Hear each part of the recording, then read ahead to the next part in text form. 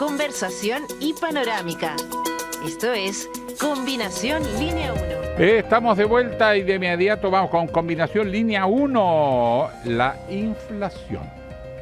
¿Se infló o no se infló?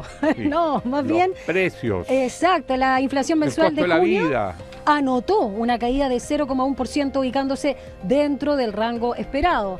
¿Y qué influencia podría tener el alza de las tarifas eléctricas en la inflación? Bueno, al respecto, entre otros temas, vamos a conversar con la economista y docente de la Universidad de Santiago de Chile, de la FAE, nuestra querida Marcela Vera. ¿Cómo estás? Muy buenos días, profesora. Muy buenos días, ¿cómo están ustedes? Bien por acá. Aliviado porque baja la inflación.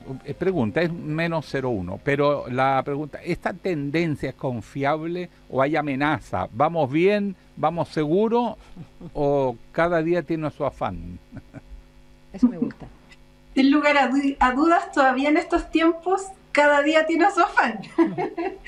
Pero además es muy importante entender que hay una situación global que es bastante poco estable y por tanto se van generando fluctuaciones. Esto lo hemos conversado en algunos programas de la radio en donde yo cuento que hay una alta variabilidad. Entonces en un mes uno nota que baja y luego se pega la subida nuevamente. Y son distintos sectores, ¿ya? Hay periodos en los cuales uno tiene que mirar con una lupa un sector en específico que es el que está incidiendo para que entonces el indicador vuelva a subir.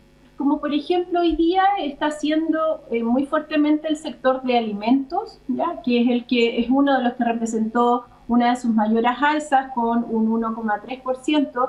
Veíamos que ahí hay alimentos que están siendo, digamos, han ido tendiendo a subir sus precios. La lechuga. Los tomates, Sí. comentaba precisamente ayer que tuvieron un alza de 21,8%, entonces un alza muy significativa. También lo vamos a ver respecto a aquellos alimentos que puedan haber sufrido producto de las lluvias durante este periodo. Y por tanto, las medidas que tomen los distintos ministerios de Agricultura y Economía para poder, en definitiva, dar sostenibilidad a esta situación a nivel agrícola va a ser fundamental. Otro sector que está incidiendo fuertemente es el sector de la electricidad. ¿Ya?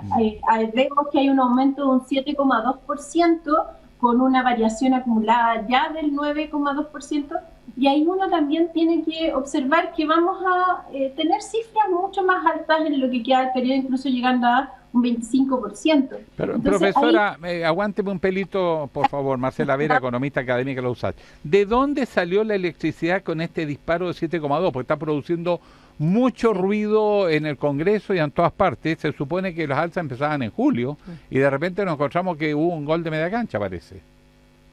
Al parecer hay un decreto que anunciaba que iba a haber un alza de un 7%. Ahora la discusión en realidad yo creo que se ha dado como extemporánea, ¿ya? Como finalmente se culpa a este acuerdo que ocurrió en el Parlamento respecto al congelamiento de las tarifas.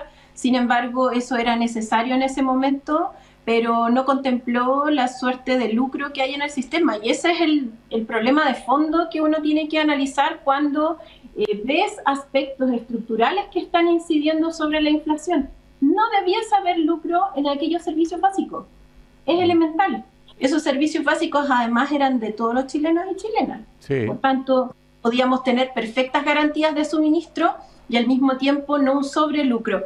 Cuando uno mira los datos, por ejemplo, la empresa Enel del año 2022 tuvo un ingreso de 4,3 billones de pesos, con un alza de un 50% respecto de su ejercicio anterior. O sea, estamos observando que aquí hay un sector que está generando un alto nivel de ganancias para sí mismo en desmedro del beneficio de la gran mayoría de los chilenos. Hay que recordar que los servicios básicos cada vez que suben afectan fundamentalmente a los sectores más pobres, puesto que son los sectores más pobres quienes gastan más en alimentos y pago de los servicios básicos respecto de otros sectores socioeconómicos que, por cierto, ahorran o gastan en bienes de lujo o, en fin, hacen otro tipo de gastos. Por tanto, cada vez que estos bienes suben, son regresivos porque afectan a los sectores que menos dinero tienen.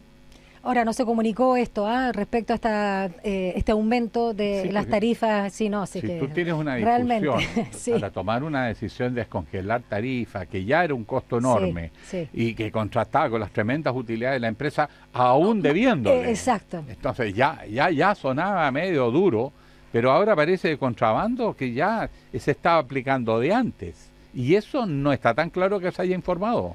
No, pues, de hecho, nos estamos enterando Además, ahora. Podría haber sido pagado esta como deuda que Chile tiene con las empresas eléctricas que lucran, ¿verdad?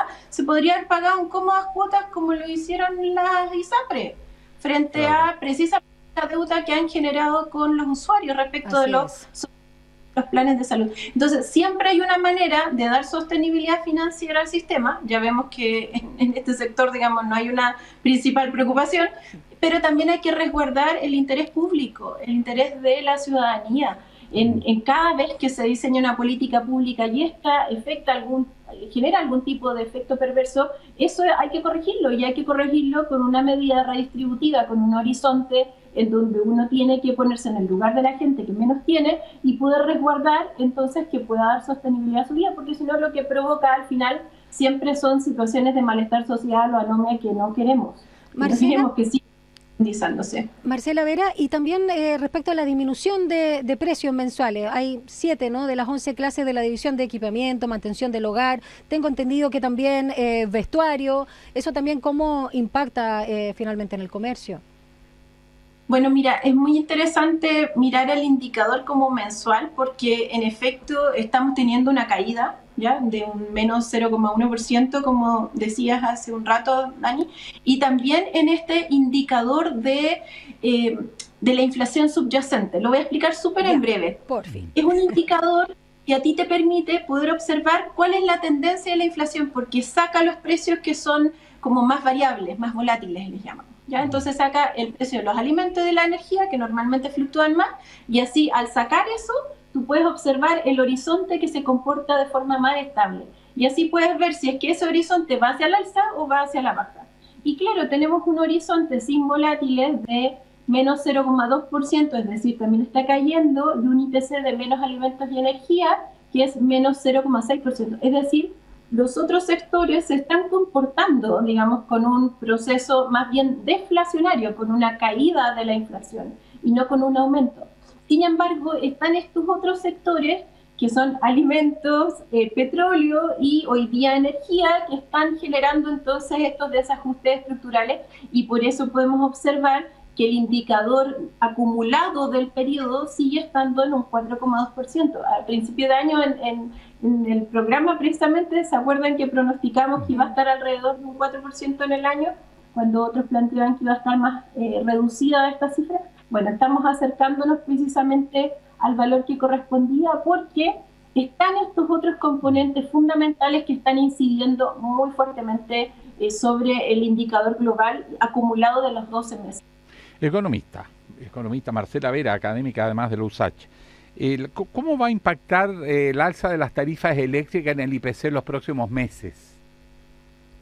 Bueno, esa es una muy buena pregunta. Me parece que además tiene que pensarse de manera compleja. Yo llamaría al Banco Central que elabore un estudio en donde podamos observar cuál va a ser la incidencia real, en efecto, que va a tener esta alza en las tarifas eléctricas respecto de la inflación, porque si no, en realidad, si no puedes observar cuáles son como las aristas, los mecanismos, es muy difícil argumentar que la tasa de política monetaria tiene que mantenerse sin disminución o todavía muy alta por sobre la inflación, porque ustedes se preguntarán como, ¿qué componente va a afectar una tasa de interés alta si las tarifas van a seguir subiendo igual, independientemente de lo que gaste la gente? ¿No? Es una pregunta que en efecto debe responder el Banco Central. Ahora, en puntual, Alejandro, creo que es muy importante entender también que van a haber costos directos que ya se están expresando hoy en día en estos índices y divisiones, pero también hay costos indirectos. Es decir, igual que el petróleo, cada vez que la benzina sube, lo mismo cada vez que la electricidad sube, suben los costos generales de todas las empresas. y por tanto, entonces esto se traspasa al nivel de precio general. Por eso que también hay que tener mucho cuidado respecto de cómo se va a manejar esta situación y cuán progresiva va a ser. Espero que el gobierno tome cartas en el asunto, no solo a través de subsidios, sino que a través de una ley corta que permita entonces mejorar la gradualidad con la que se está aplicando estas alzas, de manera de custodiar los intereses de la sociedad. Marcela Vera, para finalizar y brevemente, ¿quién nos puede señalar tu análisis respecto al mercado laboral, cuando las ofertas de trabajo se han desplomado en su menor nivel desde junio de 2020? No hay pega, no solo no hay plata, no hay pega. ¿Se acuerdan que también le conversamos al principio? Sí, no, sí, ahí la pitoniza de la economía, sin duda. Sí. ¿Se acuerdan? Bueno, sí, en efecto, hay varios sectores que están golpeados, la construcción, el comercio, muy prontamente también el sector de turismo, que son muy sensibles a los gastos más superficiales, digamos, y por tanto debiese haber un subsidio en específico para poder ir generando como un proceso de reactivación. Yo creo que las autoridades en general han sido como muy precavidas respecto de cómo impulsar un proceso de reactivación para que eso no choque con el control inflacionario. Sin embargo, en Estados Unidos se manejan ambas situaciones en equilibrio, es decir, tú no puedes sobrecontrolar la inflación ni puedes sobrecontrolar el nivel de desempleo, sino que más bien tienes que considerar ambas cosas para establecer como una balanza en donde entonces no salga perjudicada ni la gente, producto de que está generando desempleo cada vez que no produce reactivación económica, ni perjudicar a la gente también, producto de un aumento muy excesivo en el nivel de precios. Estos dos indicadores, entonces, cada vez que el nivel de precios sube, el desempleo baja, porque las empresas tienen más incentivo para poder producir más y por tanto contratan a más gente. Pero entonces hay que tener mucho cuidado cuando se controla demasiado la inflación, porque entonces los precios bajan y las empresas quieren contratar menos personas porque necesitan producir menos. Entonces, por eso es muy importante considerar ambos indicadores y mantener cierto equilibrio entre una política y otra. Y por eso es muy fundamental generando política. Perdón, Marcela, ahora esta tendencia viene empezando a hacerse crónica de generar poco empleo. Si no fuese porque el Estado ha contratado mucha gente, estaríamos con cifras más que alarmantes. Sí, el tema del sector privado. Sí, justamente, bueno, dentro de las reflexiones que uno hace, no solo respecto del empleo, sino que también del salario, en efecto son mecanismos de subordinación. O sea, cada vez que una persona recibe un salario muy bajo, la señal que tú estás dando es que esa persona tiene que estar subordinada al empresario, al jefe, al patrón, en fin. Lo mismo ocurre con la cantidad de empleo que produce el sector privado. Si el sector privado produce más empleo, entonces la gente está más tranquila porque si tiene algún conflicto en su actual empleo, puede encontrar fácilmente otro y por tanto puede tener más mecanismos de demanda de derechos laborales. En este sentido es muy fundamental el rol que ejercen los sindicatos. Apareció un estudio de la Dirección del Trabajo hace poco que mencionaba cuál era el rol de los sindicatos respecto de los procesos de negociación y en efecto se podía observar hasta 200.000 pesos más en algún sector producto de la presencia de un sindicato, porque es el sindicato el que logra que entonces no despidan a tanta gente, se generen los contratos de gente, no se precarice, algo también fundamental. No se precarice y al mismo tiempo se el salario. Marcela Vera, economista de la USACH, la Universidad de Santiago de Chile, muchas gracias una vez más por conversar con nosotros y tu asertivo análisis y predicciones también macroeconómicas. Que te vaya muy bien. Que estén muy bien, un abrazo grande. Chao. Cariños. Muchas gracias, profesora. Conversación y panorámica. Esto es Combinación Línea 1.